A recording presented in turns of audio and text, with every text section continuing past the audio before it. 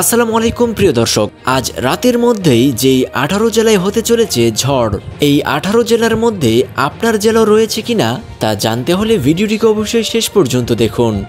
আজ রাতের মধ্যেই 18 অঞ্চলে হতে পারে ঝড়।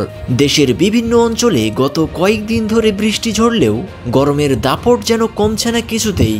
আবহাওয়া অধিদপ্তর আজ জানিয়েছে, শুক্রবার 23শে মে রাত 1টা থেকে শনিবারের মধ্যে রংপুর, দিনাজপুর, রাজশাহী, পাবনা, বগুড়া, টাঙ্গাইল, ময়মনসিংহ, যশোর, কুষ্টিয়া, ফরিদপুর, মাদারীপুর, খুলনা, বরিশাল, পটুয়াখালী, নোয়াখালী, কুমিল্লা, চট্টগ্রাম ও কক্সবাজারের উপর দিয়ে দক্ষিণ অথবা পশ্চিম দক্ষিণ দিক থেকে ঘন্টায় 45 থেকে 60 কিলোমিটার বেগে অস্থায়ীভাবে দমকা বা ঝোড়ো হাওয়া সহ বৃষ্টি অথবা বজ্র সহ বৃষ্টি হতে পারে।